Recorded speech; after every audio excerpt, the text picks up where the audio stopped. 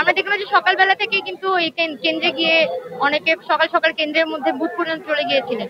তো এটা আমার মনে করি যে আচরণবিধির লঙ্ঘন, এবং প্রশাসন এখনো পর্যন্ত কিন্তু কোনো বিষয়গুলো আমলে নিচ্ছে না।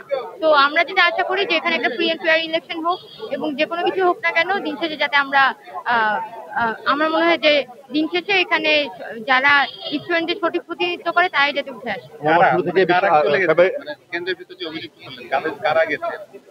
না, এখনো পর্যন্ত তো আমরা যেটা দেখতে পাচ্ছি যে কিছু প্রার্থী আছে, ওনারা এই নির্বাচনী আচরণবিধির যেটা আমরা শুনেছিলাম যে কেন্দ্রের মধ্যে প্রার্থী প্রবেশ করতে পারবেন না, এটা বাদেও কিন্তু অনেক প্রার্থী আবার ঢুকেছেন সকাল সকাল। তারা দেখা গেছে যে কেন্দ্রের মধ্যে প্রবেশ করে তারা ভোট দিয়েছেন, ছবি তুলেছেন, এটা হয়েছে।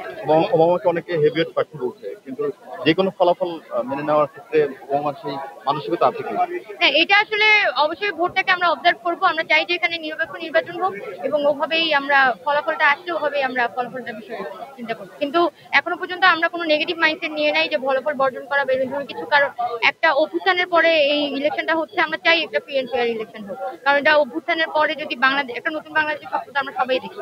ঠিক আছে, অসম্ভব অনেক বেশি আশাবাদী সব প্রার্থীদের মানে ভোটারদের কাছ থেকে অনেক সাড়া পাচ্ছি, সেই ব্যাপারে আমি আশাবাদী।